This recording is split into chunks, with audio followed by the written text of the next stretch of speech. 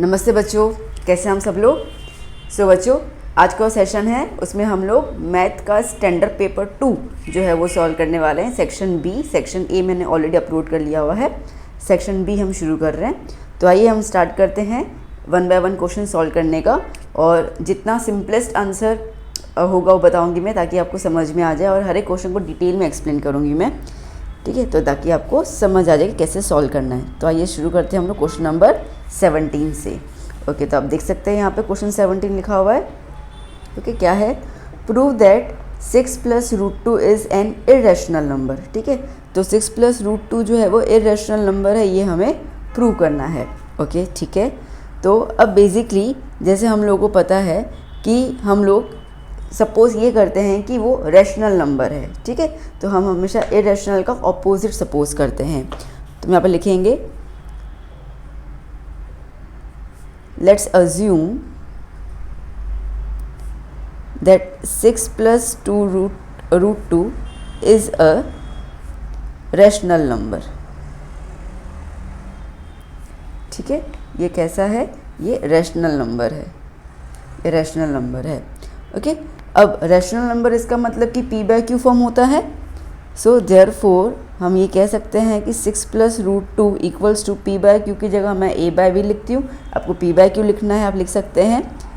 Okay, जहाँ पर a और b क्या होंगे? Where a and b are integers. एक तो वो इंटीजर्स होंगे। ओके, अच्छा, कौन से इंटीजर्स होंगे? Coprime integers. Okay, so here a and b are coprimes. Coprimes का मतलब क्या होता है? कोप्राइम्स का मतलब होता है कि जिनका HCF जो है वो हमेशा क्या है? 1 आए। HCF कहो, GDC कहो, ठीक है, वो जो होगा वो 1 आएगा, उसको हम लोग कहते हैं यहाँ पर कोप्राइम्स। मतलब समझे? जैसे कि एक प्राइम नंबर आप 7 ले लीजिए, ठीक है, और एक प्राइम नंबर आप 5 ले लीजिए। 5 और 7 के कॉमन टेबल में क्या है? 1 ही तो है ना। ठीक है, तो जैसे कि यहाँ पे मैं लिख दूँ लाइक 5/7, तो कुछ कटिंग होगा? नहीं होगा। ओके, तो इनको हम कोप्राइम्स कहते हैं। तो हमने ए और बी को कोप्राइम ले लिया, इसका मतलब कि जिनका HCF जो होगा वो 1 निकलना चाहिए, मतलब कॉमन फैक्टर क्या होना चाहिए? 1। बात समझ में आई ना अच्छे से? Okay, so now 6 + √2 = a/b। √2 को हम यही रहने देते हैं। ओके, और 6 को हम लोग शिफ्ट कर लेते हैं राइट हैंड साइड, तो हो जाएगा -6। ओके, अब देखो a और b ऑलरेडी इंटीजर से मैंने बता दिया, 6 भी इंटीजर है, तो इसका मतलब ये है कि ये जो पूरा राइट हैंड साइड है वो क्या हो गया बेटा? इंटीजर्स। अच्छा, अपन ने 9th ग्रेड में लोअर क्लास में रीड किया था कि integers are also known as a rational numbers, है ना। इंटीजर्स को तो हम लोग रैशनल नंबर्स कहते ही है ना। तो हम लोग यहाँ पे लिख सकते हैं that as a and b are integers, so a/b -6 is a rational number। ठीक है, तो वो क्या हो गया? रैशनल नंबर हो गया। ओके, अब यहाँ पे साइन क्या है बेटा? = की है, मतलब कि जो नेचर इसका होगा वही नेचर इसका भी होगा। तो अगर मैं इसको रैशनल नंबर कह रही हूँ, मतलब कि √2 भी क्या हो गया? Rational number. ठीक है, तो मैं कह सकती हूँ सो √2 is also a rational number. ठीक है ना, क्या हो गया? वो भी रैशनल नंबर हो गया। परंतु अब हमें तो पता है ना, हमें तो पता है कि √2 जो है वो इरेशनल है, मतलब रूट जो भी होता है, ओके, वो तो इरेशनल में आता है। ओके, तो इसका मतलब क्या है कि ये जो फैक्ट है उससे हम ऑपोजिट बात कर रहे हैं। So this contradicts the fact that √2 is irrational. अब ये फैक्ट है, ठीक है, सच्चाई को कोई नहीं बदल सकता। तो √2 इरेशनल है, वो तो फैक्ट है, वो सच्चाई है। इसका मतलब कि हमने तो ये अज्यूम किया था ना, हमने अनुमान लगाया था, और ये सच्चाई है। अब आप हमको बताओ, अनुमान और सच्चाई में कौन जीतता है? सच्चाई जीतती है ना, अनुमान थोड़ी जीतता है। ठीक है, इसका मतलब क्या हुआ कि हमारा अनुमान जो है वो गलत है। सो हेंस और अजम्पशन इज़ इनकरेक्ट। ठीक है, हमने अनुमान जो लगाया है वो सही नहीं है। 6 + √2 is an irrational नंबर, वो इरेशनल नंबर ही है। आंसर समझ आया अच्छे से बच्चों, है ना? बस इतना ही करना है, स्ट्रेस मत लेना ज़्यादा। ओके, चलो अभी हम लोग चलते हैं नेक्स्ट क्वेश्चन की ओर। Question number 18। ओके, अब क्वेश्चन 18 क्या कह रहा है? गिवन दैट HCF, दिख रहा है ना, given that HCF of 306 and 657 is 9, find the LCM। Okay, तो इन्हीं नंबर्स का हमें LCM निकालना है। ओके, सो हेयर अगर हम गिवन की बात करते हैं तो आपको HCF दिया हुआ है 9, दो नंबर्स दिए हुए हैं, तो एक नंबर को हम लोग 306 को A सपोज कर लेते हैं और 657 को B सपोज कर लेते हैं। ठीक है, क्लियर, इतना हो गया। ओके, अब हम लोगों को एक रूल पता है। ओके, और वो रूल क्या कहता है? वो रूल कहता है that HCF into LCM is equals to A multiply by B, है ना? और HCF हमें दिया हुआ है 9, LCM हमें निकालने को बोला हुआ है। A हमें पता है 6306 और B पता है 657। So therefore LCM equals to 306 into 657 upon 9। ठीक है बच्चों? Okay, so therefore LCM equals to, मैं दोबारा लिख देती हूँ ताकि कटिंग कर पाऊँ, 657 अपॉन 9। ओके, अब ये होता है 9 1 ज़ा 9 34 ज़ा, so therefore LCM equals to 34 into 657। So therefore LCM की वैल्यू मल्टीप्लाई कर लेंगे तो हमें मिलेगा 22338 आंसर। क्लियर बच्चों, आया समझ में? देखो अच्छे से। Question number 19। ठीक है, चलो क्या कह रहा है question number 19? Find a quadratic polynomial for which the sum and the product of the zeros are √5 and 3/4 respectively। Okay, तो sum of the zeros दिया हुआ है। ठीक है, तो यहाँ पे sum of the zeros कैसा है, क्या निकालना है? क्वाड्रेटिक। हमें पता है क्वाड्रेटिक पॉलिनोमियल में हम लोग एक ज़ीरो को अल्फ़ा कंसीडर करते हैं और एक ज़ीरो को हम लोग बीटा कंसीडर करते हैं। हमें क्वाड्रेटिक पॉलिनोमियल निकालना है, तो alpha plus beta, sum of the zeros आपको दिया हुआ है √5 and alpha into beta product दिया हुआ है 3/4। ठीक है, दिया हुआ है ये। ओके, अब आपको एक फॉर्मूला पता होगी, नहीं पता तो लर्न कर लेना, बड़ा सा आंसर फॉर्मूला है। ठीक है, हमें पॉलिनोमियल निकालना है, तो क्या होगा? k x² minus alpha plus beta x plus alpha into beta, that's it. ठीक है, ये वाली फॉर्मूला है। Okay, so polynomial p of x k is like कोई कुछ कांस्टेंट हो ना, तो उसके लिए हम लोग रख देते हैं x² minus alpha plus beta क्या है? √5x plus alpha into beta क्या है? 3/4। ओके, अब आप इसको यहाँ पे भी लीव कर सकते हैं और आप इसका LCM भी ले सकते हैं। सो अगर LCM ले लूँ मैं इसका, तो क्या हो जाएगा? 4 इन दोनों के साथ मल्टीप्लाई हो जाएगा, 4 इसके साथ मल्टीप्लाई हो गया तो क्या हो गया? 4x², या मल्टीप्लाई हो गया तो 4√5x प्लस 3 होल अपॉन 4। अब यूँ तो अच्छा नहीं लगता ना, और 4 तो कांस्टेंट है तो इसको बाहर ले लेती हूँ मैं। ठीक है, तो 4 को हमने बाहर ले लिया तो क्या हो जाएगा? 1/4 k 4x² minus 4√5x plus 3। ठीक है, ये आपका इक्वेशन बन गया। आया समझ में अच्छे से? बस इस तरीके से आपको इसको सॉल्व कर देना है। डन? ओके, अब कई बार आपको सिर्फ ना ये भी नज़र आएगा, तो ये लोग क्या करते हैं ना, मतलब इसके थोड़े अलग अलग वर्जन्स हैं। ओके, कुछ ऐसे टेंशन बात नहीं है। यहाँ पे हम लोग क्वाड्रेटिक पॉलिनोमियल को यहाँ पे हम लोग ना ज़ीरो अज्यूम कर लेते हैं, तो जैसे ज़ीरो है, समझना बच्चों, ज़ीरो है तो 1/4 k 4x² minus 4√5x plus 3, इसको 4 को यहाँ पे ले लो तो ख़त्म, कहानी ख़त्म हो गई। ओके, तो क्या बचेगा हमारे पास? k 4x² minus 4√5x plus 3 equals to 0। ठीक है, यहाँ से लेकर, देखो बच्चों, यहाँ से लेकर यहाँ तक ना वो वेरी करता है टीचर टू टीचर। ठीक है, यहाँ पे भी कोई टीचर आपको फुल मार्क्स दे देगा, यहाँ पे भी दे देगा और यहाँ पे भी, तो वो थोड़ा सा सबका अपना अपना रहता है। ठीक है, तो अभी आप देख लेना, यहाँ पे तो कोई कुछ कटिंग होगी नहीं, that is a final answer. ये तो क्लियर हो गया। सो क्या कह रहा है यहाँ पर 20th number question? Solve 2x plus 3y equals to 11 and 2x minus 3y equals to minus 24 and hence find the value of m for which y is equals to mx plus 3. Okay, तो आपको दो equations दिए हुए हैं यहाँ पर 2x plus 3y equals to 11, 2x minus 4y equals to minus 24. ठीक है, और हमें इसके अंदर m की वैल्यू निकालनी है. अब इसके लिए m के लिए निकालने के लिए देखो m अननोन निकालना है तो उसके लिए हमें y और x पता होना चाहिए ना, तभी तो अप्लाई करके अपन m निकालेंगे. तो y और x के लिए हमें इसको सॉल्व करना होगा. अब इसको सॉल्व करने के लिए आपके पास 3 मेथड है. ओके, एलिमिनेशन है, सब्स्टिट्यूशन है और क्रॉस मल्टीप्लिकेशन है. ओके, तो आपको जिससे इजी लगे वो कर लीजिए. मैं अभी यहाँ पे एलिमिनेशन से कर लेती हूँ. ओके, सो क्योंकि वो मेरे को साफ साफ दिख रहा है कि मैं कटिंग कर सकती हूँ. सॉरी, इक्वल्स टू 11 और ये क्या हो गया 2x minus 4y equals to minus 24. देखो अब 2x मेरे को कॉमन दिख रहा है, फिर मैं क्यों झंझट करूँ किसी और मेथड में जाने की. तो जस्ट चेंज द साइन. ये 2 प्लस में है माइनस, ये माइनस में है प्लस, ये माइनस में है प्लस, कैंसिल आउट कर लिया.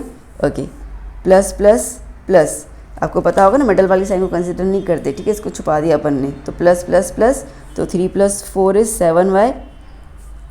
यहाँ पे 11 + 24 is 35. Okay, so therefore y is equals to 35/7.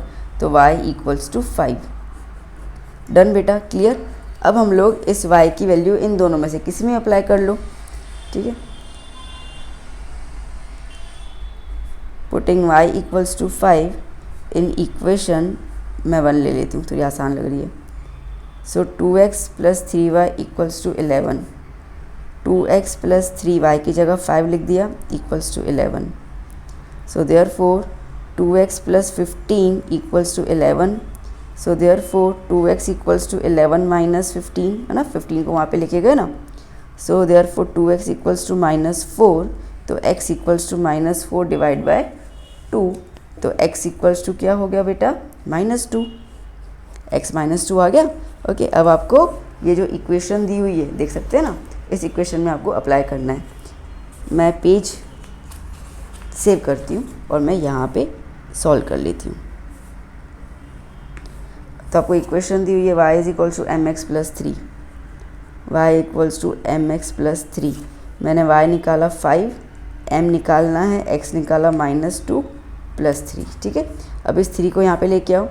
तो 5 - 3 is equals to m -2. 5 - 3 is 2. 2 is equals to m into -2. ठीक है, तो 2 ये मल्टीप्लाई में है ना, तो अपॉन में आ जाएगा ना यहाँ पर. ओके, सो क्या हो जाएगा m equals to -1. Answer. Okay, clear ना, देख लो अच्छे से. और solve the following pair with the help of the substitution method. ठीक है, सब्स्टिट्यूशन मेथड करना है हम लोगों को. So 2x minus y equals to 1 पहली इक्वेशन दी हुई है और 5x plus 2y equals to 25 दूसरी इक्वेशन दी हुई है. ठीक है, चलिए आ जाइए. Now substitution. मुझे यहाँ पर, ठीक है, पहली इक्वेशन आसान लग रही है तो पहले तो मैं उसको कंसिडर कर लेती हूँ. सो क्या है 2x minus y equals to 1. ठीक है, अब y के आगे कोई कोएफिशिएंट नहीं है तो मैं इसको ही सब्स्टिट्यूट करने की कोशिश करूँगी, क्योंकि कोई कोएफिशिएंट नहीं है तो अपॉन नहीं आएगा ना. तो क्या कर लेती हूँ मैं y को यहाँ शिफ्ट कर लेती हूँ, 1 को अंदर शिफ्ट कर लेती हूँ. तो क्या हो जाएगा 2x minus 1 equals to Y. ये बन गई मेरी इक्वेशन नंबर 3. अब मैंने यहाँ पे इक्वेशन लिया था 1. ठीक है, टेकिंग इक्वेशन 1 तो मैंने ये बनाया था, उसमें से 3 बनी. तो अभी इक्वेशन किस में जाएगी, 2 में जाएगी. So substituting equation 3 in equation number 2, इसको इक्वेशन कहते हैं. ठीक है ना. So 5x plus 2y equals to 25. So 5x plus 2 y की जगह सब्स्टिट्यूट कर लें हम लोग. तो क्या हो जाएगा 2x माइनस 1 इक्वल्स टू 25, है ना. y की जगह हमने उसकी जगह पे उसकी वैल्यू लगा दी. सो 5x प्लस 2 2 ज़ा 4x माइनस 2 1 ज़ा 2, दोनों से मल्टीप्लाई होता है ना। बहुत सारे बच्चे क्या करेंगे 2 2 ज़ा 4 तो लिख देंगे, यहाँ पे -1 लिख देते हैं, उनको ना हड़बड़ाहट में याद नहीं रहता, तो ये हड़बड़ाहट नहीं करनी हमें। 5x प्लस 4x कितना हो जाएगा 9x माइनस 2 इक्वल्स टू 25, 2 को वहाँ पे ले लो, so 9x equals to 25 plus 2, 9x equals to 27, so x equals to 27 divide by 9, so x equals to क्या हो गया 3। ओके, तो x की वैल्यू आ गई मेरे पास 3। इजी हो गया। अब ये x की वैल्यू अब इक्वेशन 3 में अप्लाई करोगे तो y सीधा सीधा निकल जाएगा। ठीक है, तो मैं यहाँ पे कर लेती हूँ।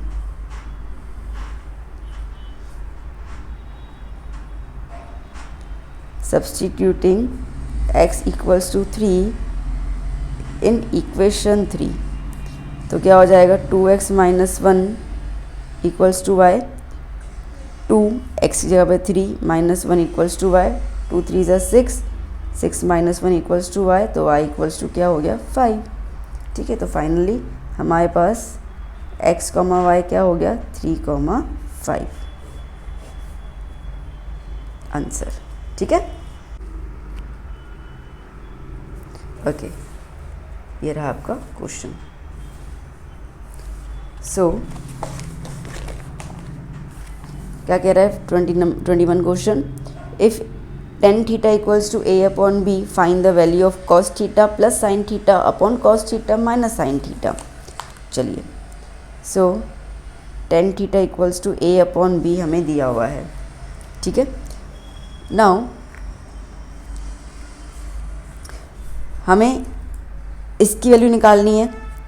ओके, सो देखना,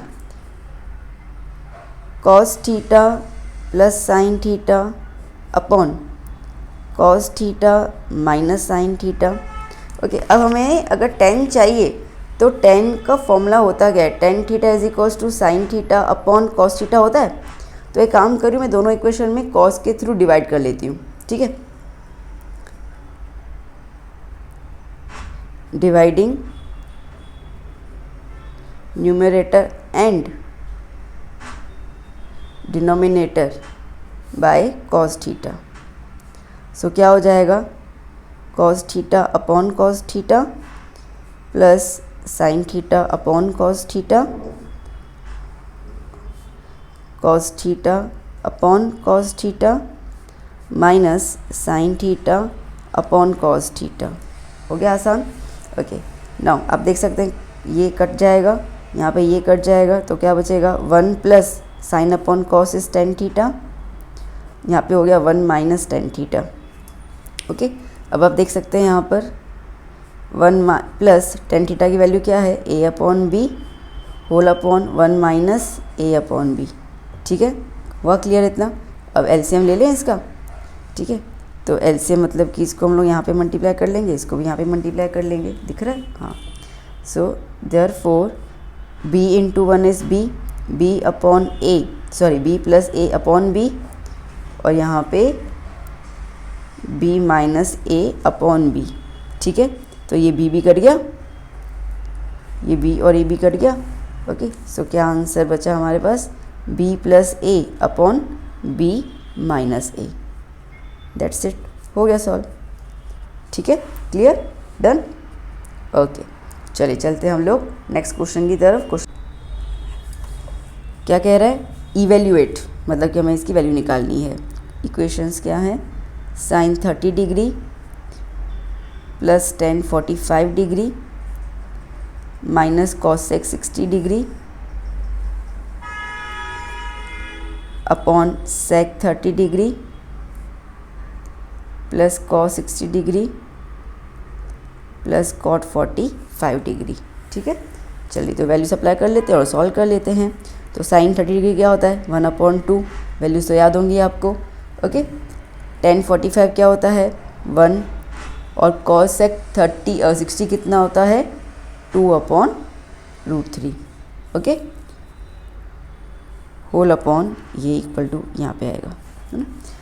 sec 30 डिग्री कितना होगा, अगेन 2/√3, cos 60 कितना होता है 1/2 प्लस कॉट 145 कितना होता है 1। ठीक है, वैल्यूज़ लगा दी हम लोगों ने। चलिए अब हम करेंगे एलसीएम। अब बोलोगे मैम इसमें एलसीएम, देखो बच्चों एलसीएम का मतलब क्या होता है ना, अभी आप या ग्रोन अप चाइल्ड तो आप समझ लो कि एलसीएम का मतलब ये होता है कि जो अपॉन में नंबर्स है ना वो नंबर्स आपको सबके अपॉन में दिखने चाहिए, उसको हम एलसीएम कहते हैं। तो अगर हम यहाँ पे ध्यान दें तो एलसीएम यहाँ पे एक तो 2 है और √3 है, कुछ कॉमन तो इसमें जाएगा नहीं, इसका मतलब कि 2√3 हमारा एलसीएम होना चाहिए। अब यहाँ पे 2 नज़र आ रहा है पर √3 नज़र नहीं आ रहा, तो क्या करेंगे ऊपर नीचे √3 मल्टीप्लाई कर लेंगे, आया समझ में। प्लस इसके अपॉन में कुछ नहीं है तो 1, तो पूरा का पूरा ही होना चाहिए, तो 2√3 और यहाँ पे भी 2 × √3 माइनस यहाँ पे √3 है पर 2 नहीं है तो 2 मल्टीप्लाई करेंगे ऊपर नीचे, यहाँ पे 2 × 2 = 4/√3। देखिए अभी हालांकि आप तो स्टैंडर्ड वाले बच्चे हो, ठीक है, तो आपको तो ये कैलकुलेशंस इजी लगनी चाहिए। अब सेम चीज़ यहाँ पे हो जाएगा, ठीक है, तो यहाँ पे क्या हो जाएगा 4/2√3 प्लस यहाँ पे 2 है ऑलरेडी तो सिर्फ √3 मल्टीप्लाई होगा, सो 3/2√3 प्लस यहाँ पे क्या हो जाएगा 2√3/2√3। आई होप मैं आपको समझा पे क्या करना है, ठीक है। अब आप देखो सबका एलसीएम सेम है तो कॉमन ले लें, सो √3 + 2√3 - 4 कॉमन में 2√3 एलसीएम, ठीक है, whole upon 4 + 3 √3 + 2√3 whole upon 2√3, cut गया 2√3, ठीक है। तो फाइनली हमारे पास क्या बच गया, अच्छा अब देखो बेटा ये √3 है, ये 2√3 है, तो 2 यहाँ पे कुछ भी कोएफिशिएंट नहीं है 1, तो 2 + 1 = 3, तो क्या हो जाएगा 3√3 - 4 अपॉन 4 प्लस √3 + 2√3 इज अगेन 3√3, ठीक है। तो यहाँ पे हम लोग आके अटके। अब हमें पता है 9th में आपको टीचर्स ने बताया होगा कि हम लोग डिनोमिनेटर में कभी भी इरेशनल नंबर नहीं रख सकते हैं, हमें उसको रैशनलाइज करना पड़ता है। तो अभी हम इसको रैशनलाइज करेंगे। मैं पेज टर्न कर रही हूँ, ये वाला लास्ट वाला देख लो क्या है हमारा, ओके। अब देखो 3√3 - 4 है, मैं इसको भी थोड़ा शफल कर लूँगी तो 3√3 + 4 लिख दूँगी, थोड़ा आसान हो जाएगा। सो 3√3 - 4 मैं भी पढ़ लूँ क्या था, सो 3√3 - 4 अपॉन 3√3 + 4, ओके। करेंगे रैशनलाइज इसको हम लोग, सो 3√3 - 4 अपॉन 3√3 + 4 मल्टीप्लाई बाय 3√3 - 4। आपको पता होगा कि जो नीचे वाला नंबर होता है डिनोमिनेटर, उसकी साइन चेंज करके हम उस नंबर को मल्टीप्लाई में लिखते हैं ऊपर और नीचे, आई मीन न्यूमरेटर और डिनोमिनेटर में। तो आप प्लस था तो इसके लिए माइनस, इसको देख के मतलब बहुत सारे बच्चे लगा कि मैम ने कॉपी किया, कॉपी नहीं किया, इस नंबर में प्लस की साइन को चेंज करके मैंने इस नंबर को लिखा है, ठीक है। हाँ ये थोड़ी सी पॉइंट्स ध्यान देना। Now you can see beta that 3√3 - 4 and 3√3 - 4 the both numbers are same. That means we could write over here that 3√3 - 4 whole square. Okay. And now here you can check out 3√3 + 4 and 3√3 - 4. That means we have both the numbers same but the difference is of sign. So we could say over here that this is a plus b and this is a minus b, which is equals to a square minus b square, है ना। तो a is 3√3 whole square minus b is 4 square, ठीक है, okay. And now the next point what you have to see, that is this is 3√3 - 4, we could say that a minus b, so this is a minus b whole square. So what is the formula of a minus b whole square, that is a square minus 2ab plus b square, is it so, okay. So apply the value over here and you have to consider कि a की जगह हमें क्या लिखना है 3√3, तो इस equation में जहाँ पे भी a है वहाँ पे 3√3 और जहाँ पे b है वहाँ पे 4 लिख देना, तो आपका एक सिस्टमेटिक आंसर तैयार हो जाएगा। सो 3√3² माइनस 2ab, 2a की जगह 3√3 और b की जगह 4 प्लस b की जगह 4², ठीक है, क्लियर। 3√3 होल स्क्वायर माइनस 4², ये तो एज इट इज़ रहेगा। नाउ अब स्क्वायर है, ध्यान देना, स्क्वायर ब्रैकेट के बाहर है तो ब्रैकेट में जितने भी नंबर्स होंगे बेटा सबके ऊपर स्क्वायरिंग होगा, ठीक है।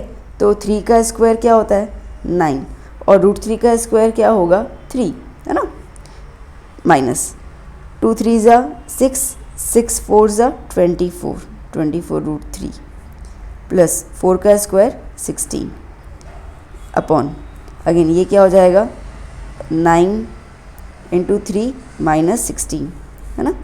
सो that is 27 minus 24√3 plus 16 upon 27 minus 16, sorry. So 27 plus 16 कितना हो जाएगा 43, 43 minus 24√3 upon 27 minus 16 that is 11. So this is your final answer. Got it? आप कहेंगे बी सेक्शन में 2 मार्क में इतना लंबा सम, तभी तो हम उसको कहते हैं that you are in standard. Okay, आपने स्टैंडर्ड मैथ्स लिया है तो वही तो है, आपको ग्रिप बनानी पड़ेगी बच्चों, स्पीड बनानी पड़ जाएगी, ठीक है, क्योंकि आपका पेपर लेंथी आएगा, क्योंकि आपके पेपर में टफ चीज़ें आएंगी. You are in standard mathematics, तो वो चीज़ करना पड़ेगा. तो आपको 2 मार्क में काफ़ी लंबे सम सॉल्व करने पड़ते हैं. क्या कह रहा है, prove the result, prove that है cos 1 plus sine A plus 1 plus sine A upon cos a equals to 2 sec a. ठीक है, चलिए आइए अब क्या कर सकते हैं हम लोग यहाँ पर. देखो अब ना एक चीज़ कर सकते हैं, पहले तो हम लोग LHS शुरू कर ले. यहाँ पर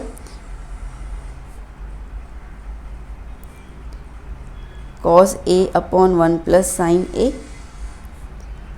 plus 1 plus sine A upon cos A. Okay, what could we do, हम लोग यहाँ पे क्रॉस मल्टीप्लाई कर लेते हैं. Okay, so therefore cos a into cos A that is cos square a plus 1 plus sine A into 1 plus sine A, तो 1 plus sine A whole square whole upon equal to, ठीक है, whole upon cos A bracket में 1 plus sine ए. ठीक है, आया समझ में, cross multiply कर लिया मैंने इसके अंदर. नाउ सॉल्व करते हैं. कॉस स्क्वायर ए, इसमें तो कुछ भी नहीं होगा, इसमें हम देख सकते हैं 1 प्लस साइन है that is a plus b whole square वाला फॉर्मूला आ गया दोबारा से. ठीक है, तो ए स्क्वायर प्लस 2, ए की जगह 1 लेंगे, बी साइन ए ले लिया plus B square that is sine square A. ठीक है, upon cos A 1 plus sine A. अभी नीचे मैं सॉल्व नहीं कर रही, देखते हैं कहाँ तक पहुँचेंगे हम लोग. ओके, चलिए सो आगे सॉल्व करते हैं. क्या हो जाएगा इसके अंदर, cos square A plus 1 plus 2 sine A plus sine square a upon cos A 1 plus sine a. Prove that में जो चीज़ ज़रूरी लगे ना बस उसी को करते जाना. भाई इसको भी मल्टीप्लाई कर दिया ना, अगर लगता है ज़रूरी आगे जाकर तो ही करना, तो मतलब तभी आपका आंसर थोड़ा इजीली आ जाए, वरना आप ना भूल भुलैया में गुम हो जाओगे. नाउ सी बेटा, cos square A plus sine square a equals to 1, formula पता है ना, आइडेंटिटी. ठीक है, आइडेंटिटी क्या होती है, that is cos square theta plus sine square theta equals to 1. This is the identity. तो the same thing you can see over here, cos square A plus sine square A, तो directly मैं 1 लिख दूँ इसकी जगह पे 1, बाकी जो रिमेनिंग है वो लिख देती हूँ 1 plus 2 sine A upon cos A. 1 plus 1 is 2, 2 plus 2 sine A upon cos A. Okay, 2 को कॉमन निकाल दे तो क्या होगा, 1 प्लस साइन ए अपॉन, अच्छा ये मैं कॉस ए क्यों लिख रही हूँ, मैं नीचे वाला क्यों लिखना भूल गई, 1 plus sine a, 1 plus sine a. क्या हो जाएगा, cos A 1 plus sine a. Now you can see both the brackets are same, तो क्या बच गया मेरे पास, 2 upon cos a. 2 upon cos A that means क्या हो जाएगा 2. ओके, अपॉन में कॉस ए, तो मैं अगर इसको लिखूँ तो मैं यूँ लिख सकती हूँ यहाँ पर, ये स्टेप बताने की ज़रूरत नहीं है, समझा रही हूँ। तो 1/cos A क्या होता है, sec A होता है ना, तो 2 into sec A that is RHS। देखो यही सॉल्व करना था हम लोगों को, 2 इंटू sec A आ गया, ठीक है। क्या कह रहा है question number 23, point A lies in the exterior of a circle with the center P and radius 7 centimetre, ठीक है। तो एक सर्कल है,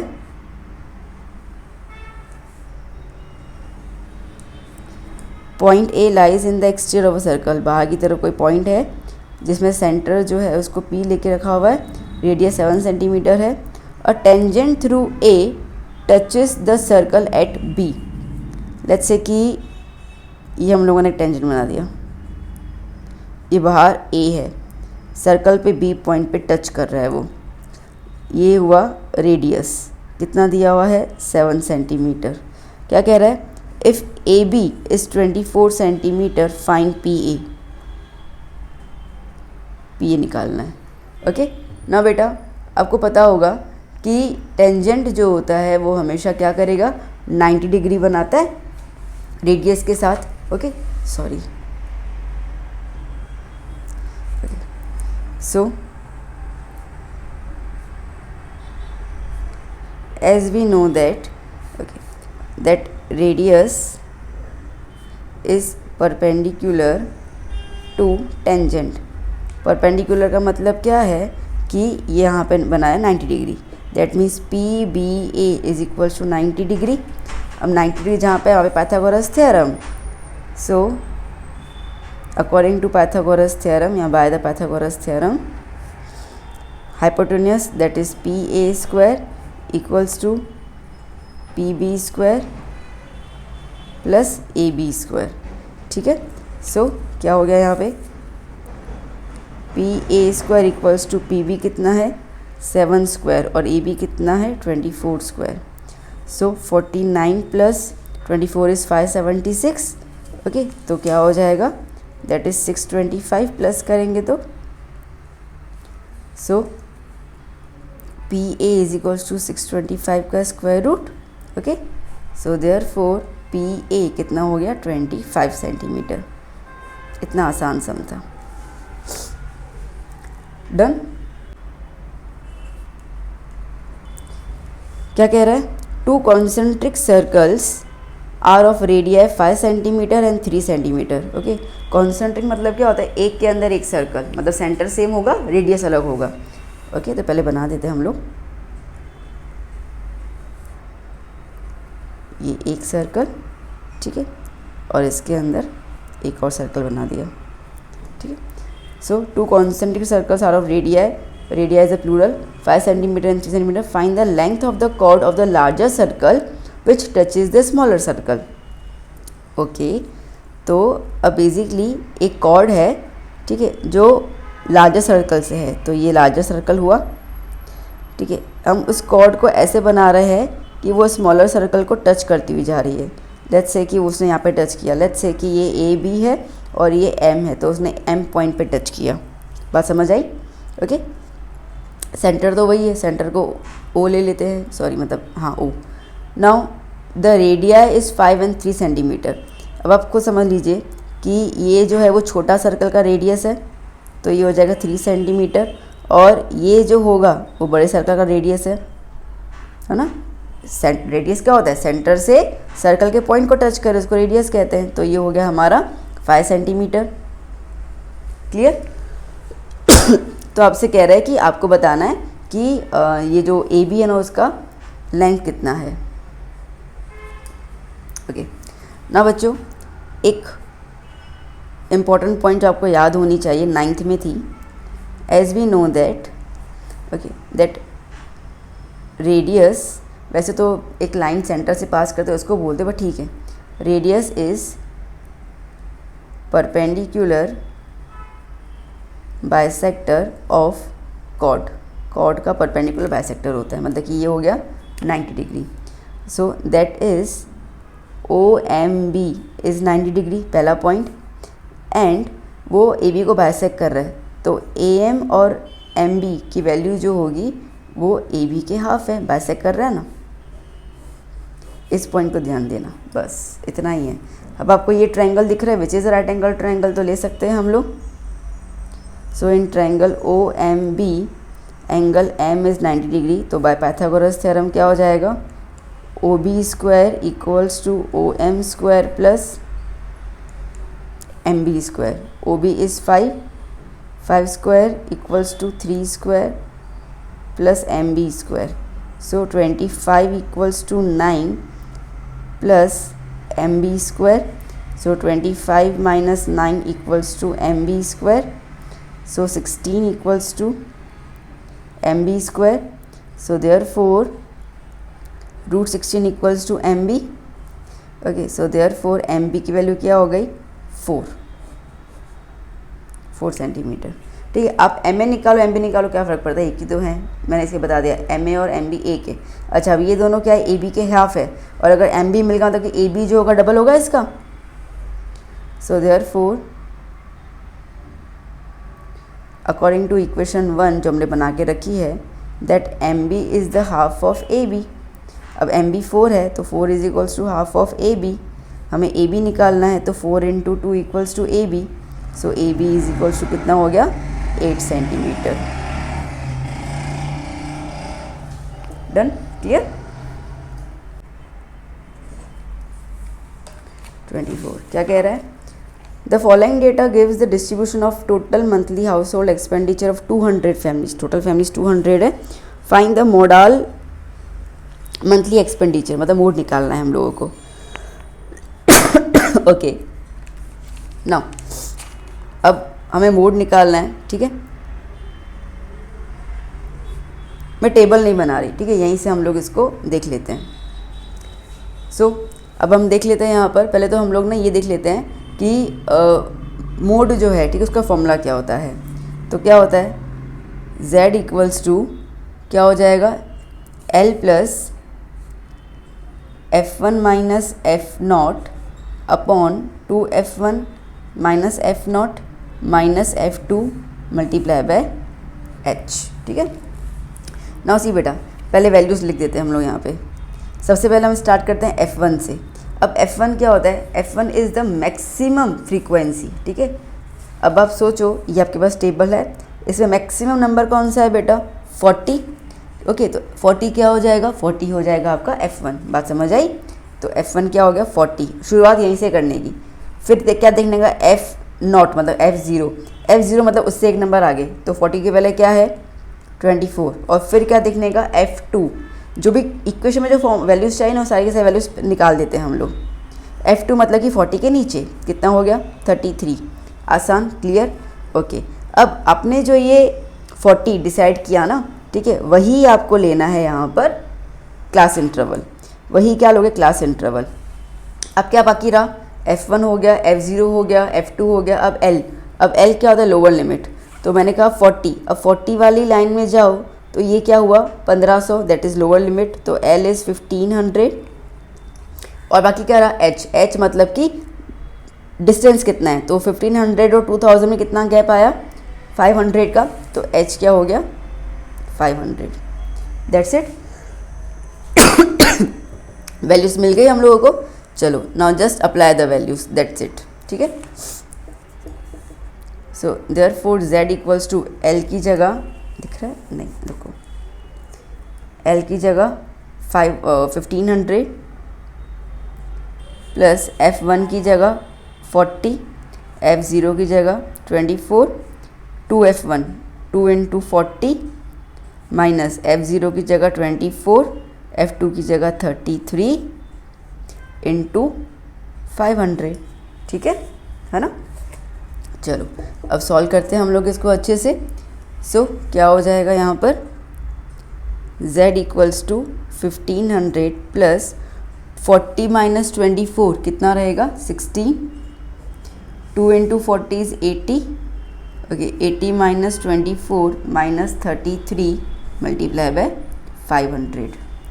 सो 1500 प्लस क्या हो जाएगा, ये 16 अपॉन 80 माइनस 24 माइनस 33, तो माइनस 24 माइनस 33 को अगर आप सॉल्व करते हो तो आपको मिलेगा 57। तो 80 में से अगर आप 57 को निकाल दोगे तो आपको मिलेगा 23 multiply by 500। Okay, so 1500 plus 16 और 500 को मल्टीप्लाई करो तो क्या मिल जाएगा 8000 अपॉन 23। ओके, सो 1500 प्लस इसको आप डिवाइड करेंगे और डिवाइड करोगे तो आपको आंसर मिलेगा 347.83। ठीक है, तो z को z तो इन दोनों का प्लस कर दो, इन दोनों का प्लस कितना हो जाएगा बेटा, इन दोनों का प्लस हो जाएगा 1847.83। ठीक है, क्वेश्चन नंबर 25 दिख रहा है। क्या है, अ गाय वायर, यहाँ guy wire, okay, a guy wire attached to a vertical pole of height 18 metre is 24 metre long and has a stack attached to the other end. How far from the base of the pole should the stack be driven so that the wire will be taut? ठीक है, अब इसका मतलब क्या है, इसका मतलब ये है यहाँ पर कि आपको एक वायर अटैच करनी है, किसके साथ, पोल के साथ, जिसकी पोल की हाइट दी हुई है 18 मीटर और जो वायर है वो 24 मीटर है। ठीक है, अब आपको इसका एक देखो, ये पोल हुआ, ठीक, अब पोल के एक पॉइंट से आपने टॉप के वायर किया। ठीक है, अब वो कह रहा है कि वायर की, पोल की जो हाइट है वो कितनी दी हुई है 18 मीटर। ठीक है, और वायर को आपको एक ज़मीन पर, ठीक है, उसको आपको प्लेस करना है, मतलब बांध देना है। तो वो ज़मीन का, ठीक है, वो जो डिस्टेंस होगा कितना होगा, ताकि वायर जो है वो कितनी हो, कैसे हो, स्ट्रेच, मतलब बिल्कुल सीधी, कोई भी सलीके ना पड़ने जाए उसके अंदर। ठीक है, और वायर की लेंथ तो उन्होंने बता दिया 24 मीटर। तो आप बता दो कि ये वाला जो पॉइंट होगा वो पोल के से कितना दूर होगा, वो आपको निकालना है। सिंपल। ठीक है, अब देखिए, ये तो हमें पता है कि पाइथागोरस थ्योरम लगेगा। ओके, कुछ और है तो नहीं इसके अंदर। तो अगर मैं इसको नाम दे दूँ ABC, ठीक है, तो क्या हो जाएगा, AC square equals to AB square plus BC square. ठीक है, so 24 square equals to 18 square plus BC की जगह x स्क्वायर। ओके, सो क्या हो गया इसके अंदर, 24 का square is 576, 18 square is 324 plus x square. So 576 minus 324 equals to x square. So 576 minus 324 is 252, 252 equals to x square. So therefore x equals to 252 का under root. Okay, अब 252 को अगर मैं फैक्टर्स निकालूँ इसके, तो मुझे मिलेगा 36 इंटू 7। ठीक है, वो फैक्टर्स आता है ना ऐसे, 252 ऐसे निकालोगे तो आपको उसमें मिल जाएगा 36 इंटू 7। अब 36 इज़ अ परफेक्ट स्क्वायर, किसका स्क्वायर होता है 6 का, तो ये बाहर निकल गया। तो क्या हो गया, x equals to 6√7।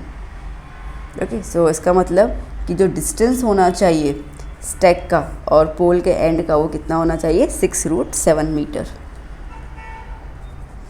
Done. The sum of the areas of 2 squares is 468 metre square. If the difference of the perimeter is 24 metre, find the sides of the 2 squares. ठीक है, the sum of the areas of 2 squares. ठीक है, अब हमारे पास square 1 और square 2 है। ठीक है, हमारे पास स्क्वायर 1 और स्क्वायर 2 है और उनके एरियाज़ की बात कर रहे हैं। तो लेट्स से कि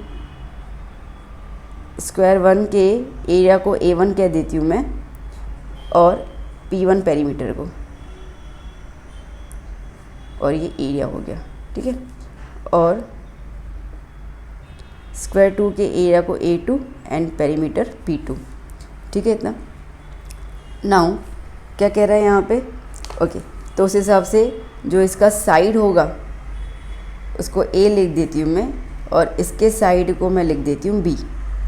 ठीक है, आप S1 S2 भी ले सकते हो, कोई दिक्कत नहीं है। So sum of the areas of the 2 squares is, sum of the areas of the 2 squares is 468 metre square. तो इसका मतलब कि सम ऑफ द एरियाज, मतलब कि A1 plus A2 equals to कितना दिया हुआ है, 468 मीटर स्क्वायर। ओके, अब एरिया का फॉर्मूला क्या होता है, side square. So side square equals to 468। Side को हम लोग ए ले सकते हैं फर्स्ट का, तो A square plus B square equals to 468। Okay, बस अब और तो कुछ कर नहीं सकते इसके अंदर हम लोग, तो इसको इक्वेशन 1 मान के अभी मैं हाल फिलहाल छोड़ देती हूँ। आगे रीड करते हैं। If the difference of the perimeters is 24 metre. Now next point, difference of the perimeters. ठीक है, तो पेरीमीटर का डिफरेंस जो है वो कितना रहेगा इसके अंदर, I would say like P1 minus P2 कितना दिया हुआ इन्होंने, 24 मीटर। पेरीमीटर का फॉर्मूला क्या होता है, 4 इंटू साइड, बताइए ना, minus 4 into side equal to 24। तो 4 यहाँ पे P1 के लिए एरिया ए लिया है हम लोगों ने, so 4A minus 4B equals to 24। 4 common ले लिया, A minus b equals to 24, so A minus b equals to 24 upon 4, so A minus b equals to 6। ये बन गया मेरा इक्वेशन नंबर 2। ओके, इतना क्लियर हो गया। अब और तो कुछ कर नहीं सकते हम लोग। नाउ अब इसको सॉल्व करने का, ठीक है, एक तरीका है कि ए की वैल्यू को सब्स्टिट्यूट कर लूँ मैं। सो क्या हो जाएगा, a equals to 6 plus b हो जाएगा। मैंने b को वहाँ ले लिया और इस इक्वेशन को मैं फर्स्ट इक्वेशन में अप्लाई कर दूँ, और तो कोई ऑप्शन ही नहीं है ना। ठीक है, तो अब फर्स्ट इक्वेशन क्या है हमारे पास, फर्स्ट इक्वेशन है ये वाली, a square plus B square equals to 468। और अब यहाँ पे a की जगह मैं अप्लाई कर लूँगी 6 plus b, so 6 plus B square plus B square equals to 468। अब ये basically a plus b whole square हो गया। a plus b whole square बोलो, x plus y whole square बोलो, क्या फ़र्क पड़ता है। सो a की जगह मैं 6 लगा दूँ, 6 स्क्वायर प्लस 2a मतलब 6, b का तो b है, plus B square plus B square, ये b अलग से है, वो मैं इधर गलती मत करना, मैं अभी छोड़ रही थी इसको, 468। सो क्या हो गया, 36 plus 12b plus B square plus B square 2b square equals to 468। Okay, 2b square, थोड़ा सा मैं रीअरेंज कर दूँ टर्म्स को, देख रहे हो ना। Okay, 2b square plus 12b plus 36 minus 468 equals to 0। मैंने इसको अंदर भी ले लिया साथों साथ। सो 2b स्क्वायर प्लस 12b, अब 468 में से हम लोगों को माइनस करना है यहाँ पर 36, तो 468 में 36 जाएगा तो क्या बचेगा, 432 बच जाएगा, 432 equals to 0। Okay, now 2 common निकाल दूँ, b square minus 6b minus 216 equals to 0, ये 2 हट गया, तो इक्वेशन बन गई b square minus 6b minus 216 equals to 0। Okay, अब मिडल टर्म स्प्लिटिंग कर सकते हैं, तो 216 के फैक्टर्स बता दो कि 6 मिल जाए। सो इसके फैक्टर्स बन रहे हैं b square plus 18b minus 12b minus 216 equals to 0। ठीक है, तो 216 के फैक्टर्स में 18 इंटू 12 216 होता है, तो 18 माइनस 12 जो अपने को 6 मिल जाएगा। b कॉमन ले लिया, so b plus 18 minus 12 common ले लिया, तो again b plus 18 equals to 0। ठीक है, तो क्या हो जाएगा, b minus 12 and b plus 18 equals to 0। So b की वैल्यू 12 आ गई और b की वैल्यू माइनस 18। अब माइनस 18 तो पॉसिबल है नहीं ना, साइड तो नेगेटिव में कम होता है, तो इसके लिए b की वैल्यू आ गई हमारे पास 12। डन। ओके, तो हमें इन्होंने कहा था find the sides of the 2 squares, तो एक साइड तो मिल गया, देखो बच्चों ये रहा, तो यहाँ पे एक साइड a है एक साइड b है, तो b मिल गया, अभी a निकालना है।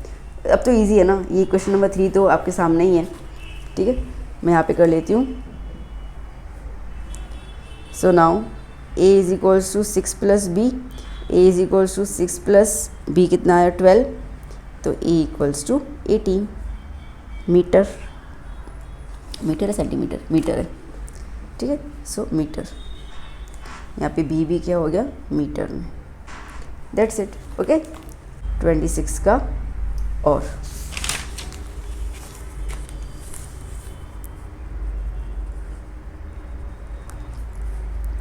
Solve the quadratic equation solve करना है 2x² plus x minus 4 equals to 0 using the quadratic formula. Okay, so पहले इसको ax² plus bx plus c के साथ कंपेयर कर लेती हूँ मैं। तो a की वैल्यू 2, b की वैल्यू 1 और c की वैल्यू -4। इतना क्लियर हो गया। अब पहले हम लोग d निकाल दें। ठीक है, तो d क्या होता है b² माइनस 4ac, सो 1² minus 4ac, 1 minus okay minus minus plus 2 8 4 2 8 8 4 32, तो d कितना आ गया 33। चलो लगा देते हैं। x equals to minus b plus minus b² minus 4ac upon 2a। इसका मतलब कि minus b plus minus b² minus 4ac क्या है d है ना, तो अंडर रूट d अपॉन 2 है। प्लस माइनस क्यों होगी, एक वैल्यू प्लस में जाएगी एक वैल्यू माइनस में जाएगी। ठीक है, so therefore x equals to minus b plus minus root 33 upon 2, a की जगह 2, बस और तो क्या कर सकते हैं, कुछ भी नहीं। तो x इक्वल्स टू माइनस, अच्छा b तो मैं लगा नहीं रही हूँ, बोल लो b क्या है 1, -1 प्लस माइनस रूट 33 अपॉन 4। ठीक है, तो इन शॉर्ट x की एक वैल्यू आ गई -1 प्लस रूट 33 अपॉन 4 और x की दूसरी वैल्यू आ गई -1 minus root 33 upon 4। That's it, clear. Okay, ये तो खैर इजी सम था। सो बच्चों, यहाँ पे हम लोगों ने फिनिश कर लिया सेक्शन बी। अब हम लोग नेक्स्ट क्लास में मिलेंगे सेक्शन सी के साथ। ओके, आपने देखा होगा मैंने साइंस के पेपर्स भी अपलोड किए हुए हैं, आप उनको भी देखना। बस थोड़ा सा टाइम मिले तो मैं एसएस और इंग्लिश के पेपर भी अपलोड कर लूँगी। अभी आप पहले थोड़ा मैथ साइंस को कर लीजिए, मैं बहुत जल्दी से इंग्लिश और एसएस भी पेपर्स अपलोड करूँगी। चलो मिलते हैं हम लोग नेक्स्ट सेक्शन में। Till then keep study, keep hard working. Bye bye, take care बच्चा।